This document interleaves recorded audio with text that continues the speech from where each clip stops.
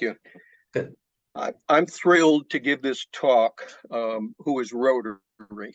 And there's two parts to it. The first that you see, the other is the 7 Habits of Effective Rotarians, which is an article I wrote a while ago, inspired by a number of Rotarians over the years, and of course, Stephen Covey's similar work. Who is Rotary was inspired by John Smarge, who some of you know, former IR director. It was Barry Rassen's executive assistant when Barry was RI president. So it's an alternative to the question, what is Rotary? So it's really about how we speak to among the community and to potential prospects. So let's go to the next.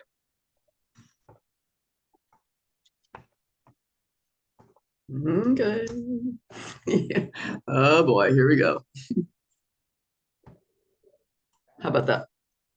Just very quickly, we have a theme this year that I think is just amazing. We live in a pretty dark world these days. And so I think the theme of creating hope in the world is an amazing theme for us to focus on and share among us, community, and again with our prospects. Next. I want to pause a little bit with this. So what does Rotary mean to you? Pause and think about our service in when we contribute to the foundation and to Polio Plus and to Alzheimer's, the impact around the globe and around our country, but then locally. When we think about our diversity, which we need to continue to expand, age, gender, talents, and always the theme and the shared theme, keeping this top of mind. It's always time to grow our club.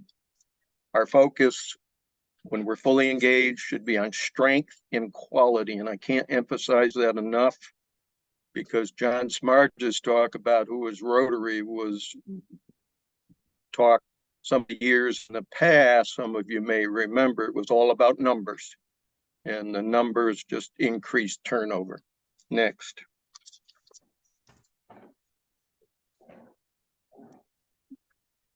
The question, who is Rotary, is a useful perspective versus what is Rotary.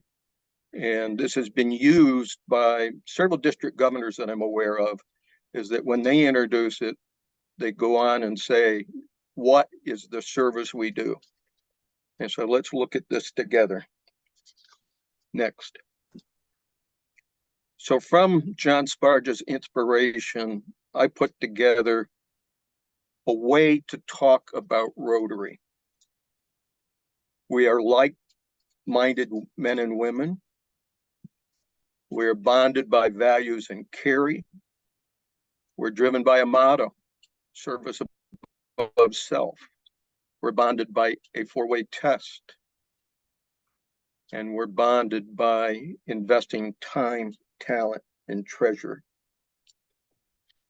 Next. Also, who is Rotary is our great relationships. And you'll see a little bit more about that and the importance of that. It's about living our 4-way test in the workplace. It's about living our 4-way test in the community, every place we go.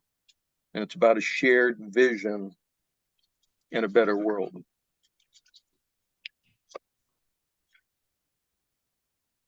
The comment I would make with this, the first time I had an opportunity, so I was at a conference and somebody said, gee, I see a lot of people around here wearing Rotary shirts and pins and everything. They said, what is Rotary? And the very first opportunity I had to say, there's a better question. Who is Rotary? And it made the conversation actually a lot easier, and it enabled me to personalize it. And so you'll see a bit more about that in a moment. Let's go to the next slide. So we know, Rotary International, the district, Rotary Leadership Institute, they talk about vibrant clubs. There's all kinds of materials and literature about that. but it's driven by effective people. So do you think that makes sense? Any comments on whether that makes sense and agree? I see some head nodding, so that's good. So let's look at the key habits of effective Rotarians. And before we go to the next slide, I'll share with you that this article that I wrote some time ago has gotten circulated basically around the globe with Rotary.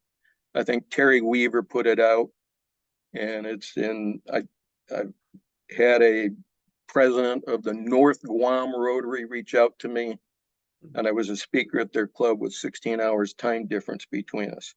Last Friday, I had an email from a Rotarian in Johannesburg, South Africa, who discovered it and shared some comments and thanked me for it. So it's gotten some circulation, so I never know when it's going to pop up. So let's go to the next. 7 habits of Rotarians. Number 1 is participation.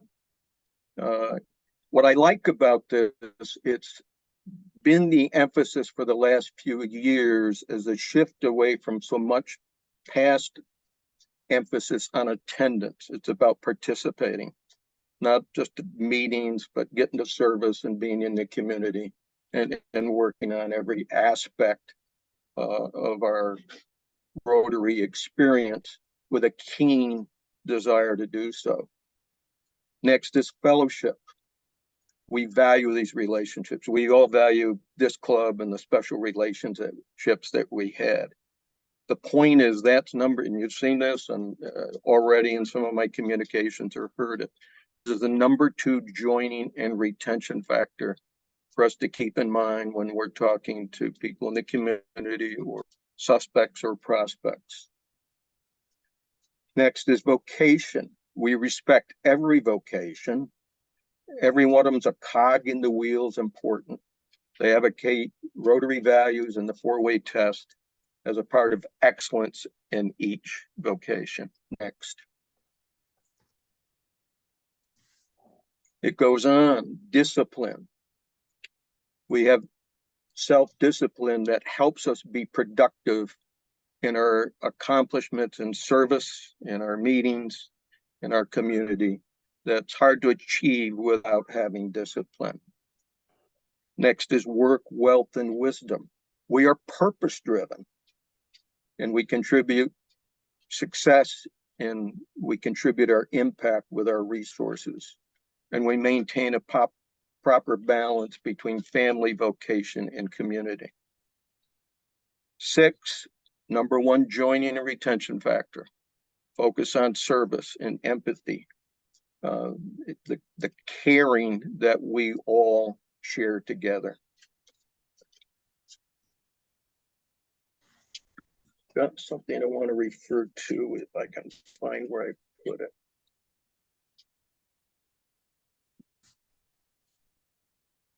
I'll come back to it. Next is the image of Rotary. Is that we share with passion and pride our love of Rotary, what it means to us, and effective Rotarians tell their own Rotary story. In so doing, they invite others to meetings, service projects to help grow Rotary, enhance our impact, and share all the rewards of service above self.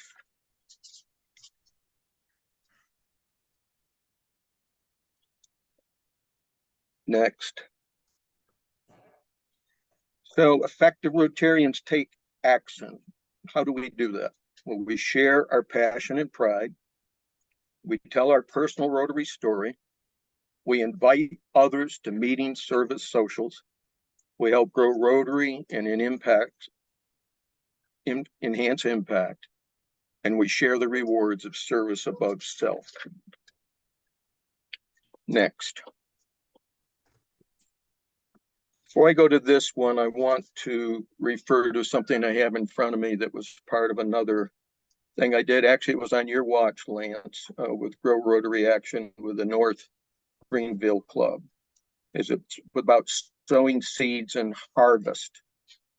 So with what I just presented, so how do we tell our story? Well, we think about our special Rotary moments. What has been the most significant memories and things that we have experienced? Some of us have shared that in some of our meetings. We also look to move from being an engaged member to being a true Rotarian, where we live and breathe Rotary, and it's our weekly highlight. We live the four-way test. We're motivated to do good. We're personal and unique to you, or we share our personal and unique to us heartfelt views and feelings. This is the way to be very powerful with our prospects, to share that. And a quote that I was looking for in a moment was a part of this, is Dr. Wayne Dwyer. There's a place deep within us that wants to be fulfilled, touching others and making a difference. I had one RI colleague tell me once that at a Leadership Institute, his Rotary nourishes my soul. That was pretty powerful. And the RLI objective is find your passion in Rotary. So I closed that part of it. What is your special Rotary moment? Let's go to the next. Oh, you're there. No, we're already there. Leave it there. I'm sorry. I'm sorry, Candace, my bad. So this is more recent validation. This is still club experience matters the most. Number one factor in member satisfaction. So what makes up that club experience? Fun, inclusion, belonging, confidence in the club and its leadership with input, ideas, and trust. Personal opportunities for growing and developing skills. Connections, the relationships, and then meaningful service, making a difference local and global. Next. Something I always say when I'm talking about membership, it's not rocket science. Use the term, it's basic blocking and tackling with good sales and marketing best practices and customer service. The other thing that I think I've learned at Leadership Institute, John Smarge and others, is be selective. Don't focus on numbers. Really look for what is on the heart of our prospects, how they will be aligned, how they will get plugged in, how they will come and not leave within that 1 to 3 years, but stay with us and be retained. I think I put in an article just recently, it might be the next newsletter, is that, or actually I put it in the membership plan, is about onboarding. To me, onboarding begins when we properly qualify our prospects. We know where they want to be involved, they know what we do, and we plug them in and make sure they get properly introduced.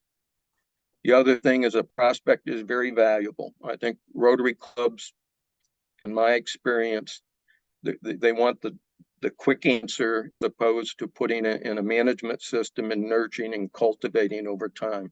Some people aren't ready right away. And so it may take some time to say, in 3 months, I'll be ready. So you need to stay in touch. So that's the key to fit. What we're talking about is qualifying our prospects. Okay. This is what I was going to close with. I just love this quote in how we can use it in Rotary in any part of life. I had the opportunity to meet Maya Angelou when I lived in Vermont. I was on a board of trustees with Trinity College up there, and she visited the campus, and we had a board dinner with her. Amazing woman, but I've loved this quote almost as long as I've been a Rotarian. People will forget what you said, people will forget what you did, but people will never forget how you made them feel. And I think when we think about our work in Rotary and when we tell our story and our special moment and how valuable it can be for them, and Lene, you and I had a conversation the other day about meeting with prospects maybe you didn't talk to, is say, I'm sorry I've never shared my story about Rotary. I want to share it with you now. And I know your heart.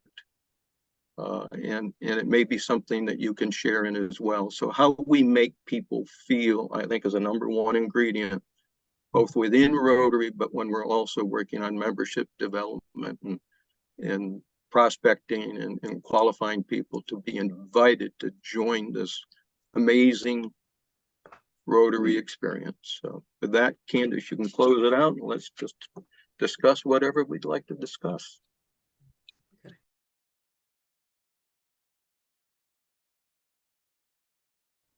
Your presentation brings up a lot of feelings in my mind, having been a Rotarian for over 25 years and have been down this path of trying to connect with people to be Rotarians. You know, I'm reminded of, you know, how do you make people feel better about themselves? And I realize that in my old age, that acknowledging people is the simplest way to make them feel, you know, good about themselves. So you've taken the time to make this presentation, and I know you're passionate about Rotary. And I just want you to know that this is the perfect time for you to have made this presentation. And thank you for that. Well, thank you, Ken.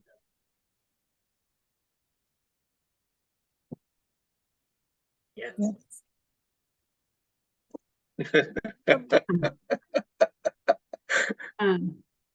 We'll jump in here just as a not new Rotarian, but when I look around the room, probably one of the newer Rotarians.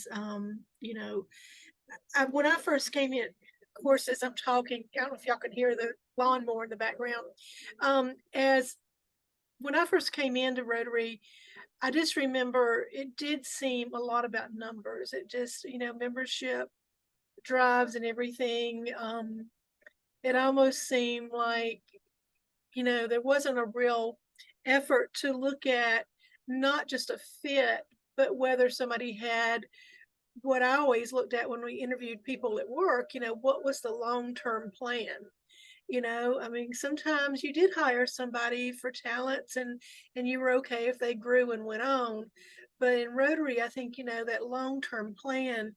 And I like that terminology, looking at quality and strength. And that kind of helps me then think about, you know, people I know. I mean, I've got really great friends, but whether all of them would be somebody who would be a fit in our club, they might be a fit somewhere else, but not necessarily our club. You know, I don't know. I guess that's all I'm trying to say is, like Ken, there was a lot of good food for thought. You know, it was very helpful to be able to kind of sit and kind of get my mind in that way. So thank you. Thank you, Lene. Yeah, Yeah. so I'll jump in, and I appreciate Candace forwarding me to that Taryn Kadena, who spoke with us about her research project overseas and is now working at the Monterey Bay Aquarium with climate change. I was thrilled to see that she did go ahead and join a club in Monterey. Now, of course, she's a young, graduate student and busy, but the Monterey Club is now supporting a satellite club that is a passport club where they're just focused on service projects. And so I'm happy to see her, getting involved in Rotary in the way that fits her schedule right now. And I think with the membership thing too, just looking at that of, really what it is to be a Rotarian is changing a lot as we look at what people want to do with our schedules and with travel and with service projects, and just also connecting, those of us that are kind of in satellite areas, connecting with where we can do service, where we live when there isn't a Rotary presence right there, and really just it's a totally different way. I know, I've been in Rotary 19 years, and I know in the beginning it was, trying to strive for perfect attendance and attend every meeting. And now it's a lot more emphasis on what we do, who we interact with. And it does make me think about different people that I would invite that may not always have been previously able to attend meetings. Julie, your Meeting- comments remind me of watching Pleasantburg Rotary, which was my last Terra Club before I came back to E Club. They are a more vibrant club now than they were before, and they've always been a good club. But they've gone from 4 meetings to 2 meetings, put more emphasis on service, have reached out to more youth activities, particularly a school, and they're growing again. They're growing in a way they were not growing before. They've also reduced the cost of belonging by moving from a very expensive hotel that became more expensive after the pandemic to a lower cost place, but only twice a month. So they've transformed themselves, and I think they added this past year 6 or 7 new members solely because of the emphasis on service. I'd like to go back to something Lene said, that they may not be a good fit for our club, but John, as you've emphasized before, it's all about growing Rotary everywhere. And I think part of our job is to, if we don't think they're a good fit for us, send them on to or recommend them for another club, because it is all about the larger Rotary family, not just our club. And you've made a really good job of emphasizing that. One of the things that I would share, Candace and Barbara, you were wanting to get in here, is that when I was district membership chair and I would get the RLI leads and they weren't specifying, I would talk to them. I'd have a phone conversation. So, let me share my own experience when I moved to South Carolina. I said, go to several clubs, see how you're welcome, see how you feel, see what they do. And you don't have to decide quickly. Find a club that works for you. I was almost a casualty from the first big club, the oldest club in Southwest Florida, and it was not a great experience. Mm-hmm. Actually, it's John Smarge that kept me in Rotary when I made my move. Barbara. I just think sometimes in looking at friends and acquaintances, we do not feel comfortable sharing what Rotary is today if we haven't been in Rotary recently, because Rotary has changed so, in my mind, in the last 10 or 15 years, that I want to say it's not your grandpa's Rotary anymore. And I think that a lot of people still have in their mind that Thank you. that's what it is. And especially in talking to someone in their between 30 and 50, they probably remember someone in their business organization that was in the old Rotary. And I think just encouraging them to attend a meeting, and like you said, John, not necessarily our meeting, but a Rotary meeting, and find your Rotary fit. And then I think they need to be real honest in saying what turned them off. And we need to have exit interviews, if you would have it, and find out maybe what we don't necessarily have to change, but find out what was the real reason they quit Rotary. So those are just some things. I think that, is it the truth is the first thing we need to do there. Exactly. Julie, let's get to Julie.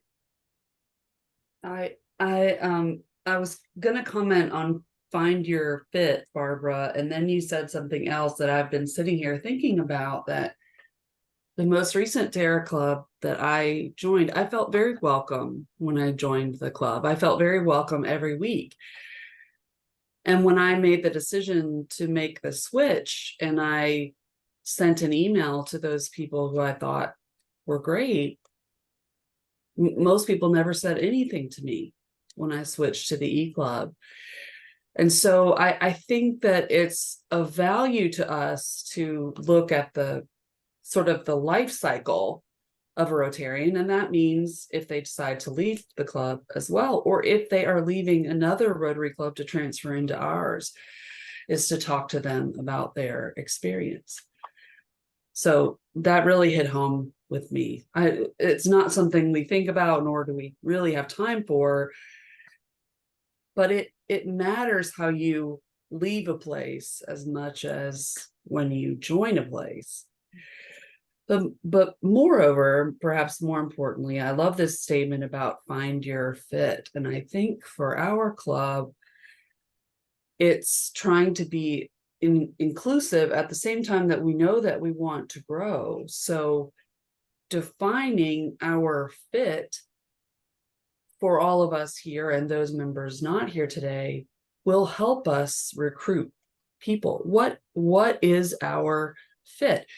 And we're not all encompassing. We're not the perfect club, but we do some things great and we have a certain culture. So if we can work on defining that over time, I think that will help us with our recruitment and help each of us invite people. And Julie, one of the things you've done that is excellent for our club, it's not one size fits all. You've laid out service options that can be very focused on a very personal initiative. So, where other clubs maybe, no, this is what we do, and there's not that same opportunity. So I think you've opened some doors potentially for us that we could do a better job focusing on the service and the opportunities that are available, including new opportunities. Yeah, and this year being able to, I give huge kudos to Lene and Candace for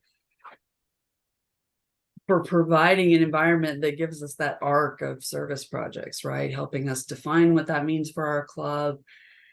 And then each year being able to take the next step, that our club is not stagnant in area, right? In foundation and service and membership.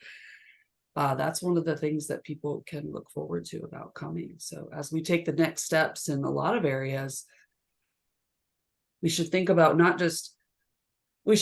what you said about alignment and who would fit in our club. And I don't think that's a negative thing, but going back to what Barbara said, there are some people that we just wouldn't invite for whatever reason.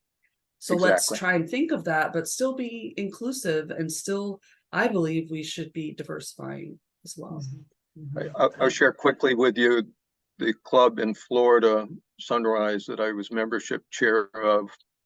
The club president, the potential sponsor, maybe some other leaders. We interviewed 27 prospects. We invited and 10 joined. Most of the others, we didn't have to disqualify. They disqualified themselves because of the way we described what our standards were, what we were looking for, and what were the right reasons to be invited to join. And we knew what was on their heart. We knew what they'd be plugged into. And some of them, they were looking purely for business opportunities to circulate their business cards. And we were very frank about it. That's not a good reason to just be the only reason to join Rotary. We didn't invite them. Mm-hmm.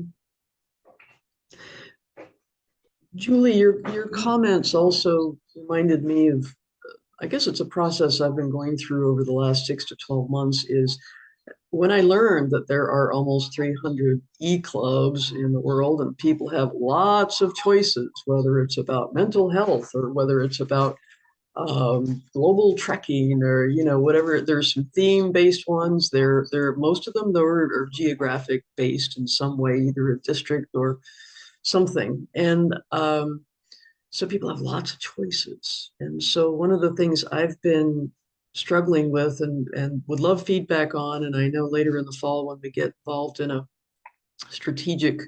long-term strategic plan conversation, which I know Ken, he and I have talked about a little bit about how to structure that. And I'm looking forward to his support in making that, making a plan for that. But my point there is that what is it about us that we're unique, or what is our brand, and as a club? And I know that literacy is very important to us. I know that we started out as a more broadly based club in terms of India and France, and of course Italy, and all sorts of places, Uganda. But over the last several years, we have geographically, I guess, narrowed our focus, and maybe that's in part okay because there are so many options anymore of people. So if we don't have it like a service oriented focus or particular theme like mental health, I'm actually more okay, and this is just me brainstorming, of us focusing more on the Carolinas, in part because we do enjoy getting together. I mean, we sort of enjoy the balance of meeting, the flexibility of meeting online, but also getting together for service projects and social and all the things that we enjoy. So it's been on my mind. Okay, what is our brand that we will, aside from the overall Rotary opportunities that we can offer? Why us? Yeah, why us, Julie? So I just had to sort of get that off my chest, and because I've been feeling a little guilty about, well, should we pull back into the Carolinas, because that's not really where we started. But we started at a time where there weren't that many e-clubs, and now there are a bunch. So lots of choices out there. Anyway, thanks for listening. I'm gonna. No, I wholeheartedly floor agree. back. And sorry. Oh, that's There's a fine. delay. I think one of the most important aspects of branding that I really took to heart when I learned it a long time ago is branding is not just about promoting your organization. It's about being there to begin with before you go promote. So this concept of why us, or the why that a lot of people have probably read about if you read professional development books, maybe that's something for our club to explore. Why us? Yeah, I'd like to bring up this whole question of branding. Lene has mentioned it, at least in conversations that I've heard several times, about the need to connect with, I hate to say this, senior citizen communities. But the connection is that if senior citizens have a lot of expertise and time on their hands, and we have a need to attract younger portions of the community, anybody from 20 to 50, let's say, that one of the strong opportunities that Rotary has is mentoring. So I've been thinking about how to connect senior citizen communities, which I think are just an untapped resource for being Rotarians, with connecting with a younger generation that realizes that we have the possibility of being mentors to them, and that kind of connection could be our identity, and it's a major need in our community. So I don't know how to make that happen to pursue it, but I can tell you that yesterday when I talked to this gal who has a lot of experience in Toastmasters, she works for an organization that counsels young people who are out of work. And she brought up this subject of mentoring and also made the case for senior citizen communities. And I thought, wow, if she's making this case and she doesn't even understand what Rotary is, that there could be a natural opportunity for us to create a model, and the ability for us to be communicating online is even easier for senior people to connect and younger people to connect. I think our potential model is amazing, that could be replicated, which is what Lene has been talking about a long time. Is amazing, that could be replicated, which is what Lene has been talking about a long time. All right. Ken, I agree. I would love, I think we could talk about this for another hour, and I think the conversation will definitely continue. I think, John, I'm going to encourage you maybe to accept one or two more comments if people have, and then we have a meeting, there's a committee meeting after this, and then I've got a sister who's got home from the hospital I want to go hang out with this afternoon. So anyway, all that's to say, I'm not trying to rush people, but Barbara, please. It's interesting, Ken, that you mentioned senior living communities, since I've just joined one. And John and I were speaking the other day. One of the first things I asked here was, is there a Rotary Club? And I was told no, but there are several Rotarians. So John and I are going to hook up, and I'm going to ask, if we could have like an open house, a coffee or drop in or something, and I don't want to say rob another Rotary Club of a member, but at least let our presence be known. Well, and something you could do there too, Barbara, if there's a program coming up that you think might be of interest to that, just have a watch party, invite them to the meeting.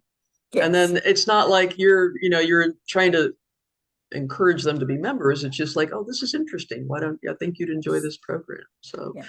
Well, oh goodness, this has been an incredible conversation. And John, I just, we always have this tradition of donating a book, and I really appreciate Julie putting together the books for August. And this one, whoever you are, will be donated to a little free library in honor of your service to Rotary membership. So thank you very much for putting the plan together, all the time you've done with research and coordinating, and I think getting us well on the road to certainly meeting our goals for this year. And then what I'm going to do, actually, I'm going to review this recording and be taking notes of a lot of the conversation and reviewing the PowerPoint and things that I know that I want to focus on. But I'll have to review them to remember what it all was with my little brain. But thank you, John, very, very much. Thank you. I love the title. Yeah. Thank you, Julie.